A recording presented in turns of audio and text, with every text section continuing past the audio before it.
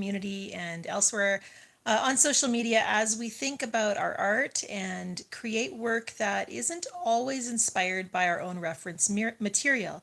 If you're taking I got cut off for a second there. If you're taking classes from other artists, if you're using reference material that is not your own, you need to be aware of copyright law and be conscious of it. And this is important. Copyright laws were created to protect us as artists. So I think sometimes we make a mistake of thinking about copyright as a barrier. It's something that's holding us back or keeping us from being able to share or create work that is good. And actually, that's not even the case. What copyright law is here to protect us, and so we want to respect it just because, in the same way that we want others to respect the our intellectual property and our own original work.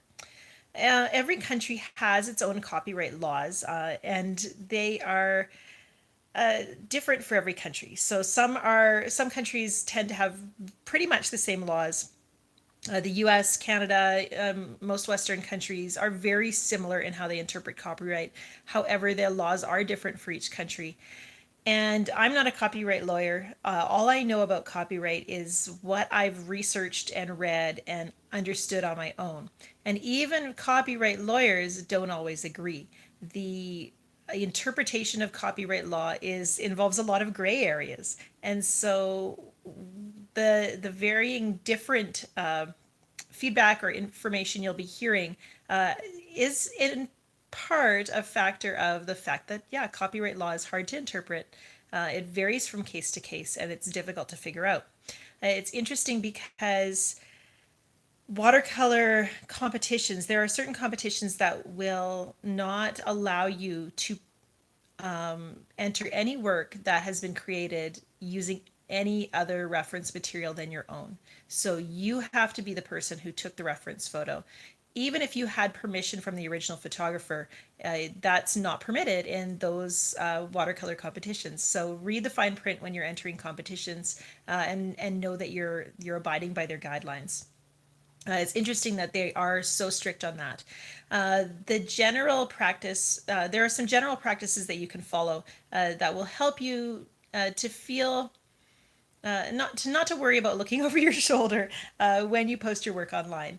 One of those factors is that you want to give credit whenever you're posting work that has been copied or inspired by someone else's intellectual property.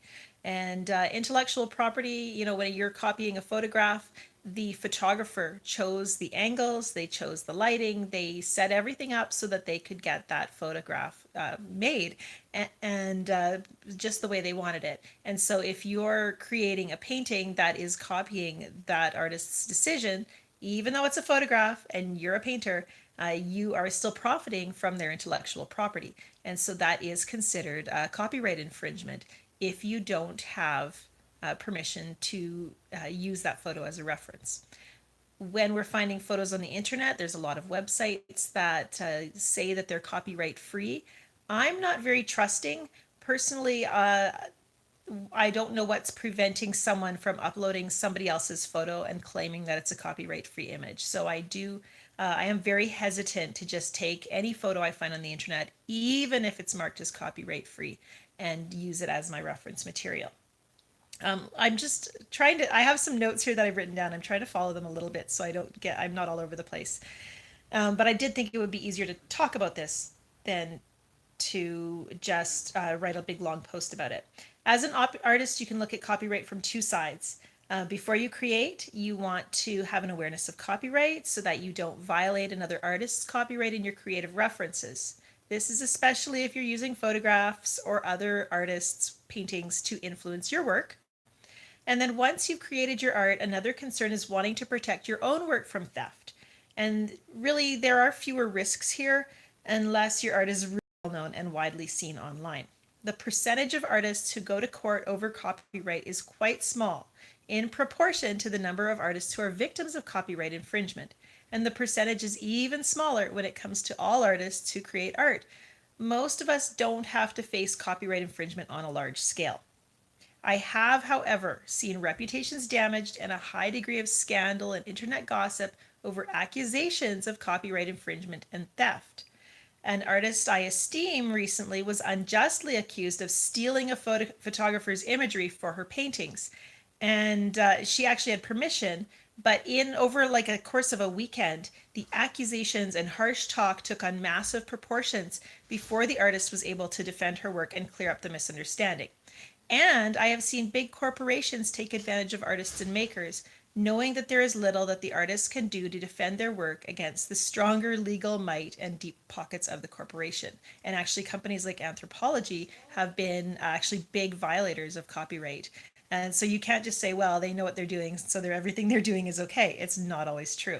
It's not right, and we should speak up when it happens. But the best thing that we can do as artists is to be ethical ourselves regarding the intellectual property of others. At the very heart of copyright is the question, whose idea was this? And I want you to think about copyright in this way. I know that you have amazing work inside of you, and I want you to know that too. You have original work inside of you. You don't have to use other artists' ideas as a crutch. At the very heart of copyright is the question, whose idea was this? Where did your decisions take root? And that is really where we go when we start to analyze whether or not we are on the right side of copyright or not.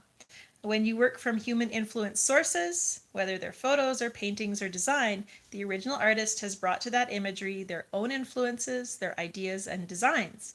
And a good example of this are photos with a really strong sense of design, a really strong style. The photographer has used lighting and focus to create this powerful image. It's very iconic. And we benefit from their skill with that camera and with the post-processing. When we use those strong and powerful images as our reference material, it's a really great way to learn because we just get to focus on kind of copying those design techniques rather than having to make those design decisions ourselves. And that's a really good way to learn. You get to see great composition and contrast, and it makes the painting process easier. But be aware that when the original photographer or artist are influencing your decision process, whether that art is freely yours to do with what you please becomes questionable. When is copyright violation something you should be concerned about? Are you presenting yourself as a professional artist? That is, are you displaying your paintings as your own work online or in real life? Have you made a business page for your art or made note cards to sell or entered your work in a competition? Profiting from your art isn't just about selling a painting. You can profit from art by posting it online to get likes on your Facebook page or Instagram account. Building a reputation as an artist is a form of profit, so you can be violating copyright even if you're not making money from the work.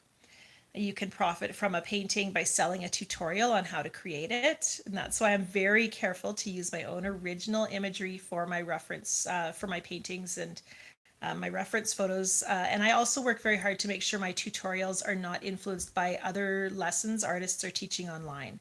If I have an artist that I know who's painting a rose tutorial, I'm not just going to rush out and do a rose tutorial too in a very similar style. Recently, there's an artist who's been doing art where they're using credit cards to scrape texture out of the art.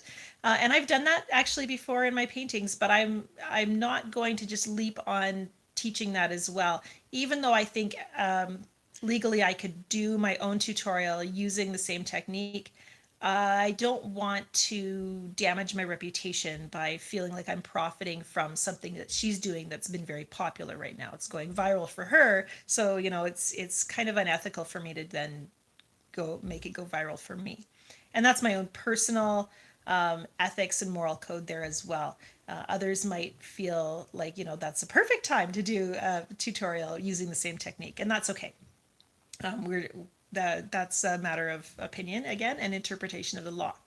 I also, if you're entering a competition, even a competition that doesn't pay in cash can bring publicity and growth, which is another form of profit. So all of those are ways where if you're using copyrighted material, you are still profiting even if you're not making money. Here is the deal.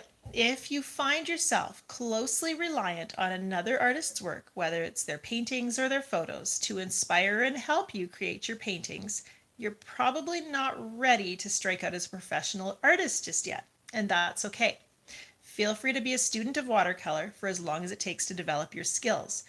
If you're a student and you're posting student work online, things that you've taken from a tutorial, those instructors love it if you also give them credit. Say, hey, this is my painting based on a tutorial by Angela Fair. I love that. Thank you. Share that, and others can learn as well. Um, Credit your influence as much as you are able. One day, you're going to get to the place where you start to yearn for something more. You'll want to see more of you coming out in your art. And when that starts to happen, you'll find yourself bored or frustrated or dissatisfied with what you're created. Let those feelings push you into taking the leap into the unknown and creating your own original work. Allow yourself to be influenced by other artists. Take bits and pieces. There's no original single ideas. We do have to borrow and steal, but we've tried to do it in an ethical way. I hope that gives you some information that will help you as you think about copyright.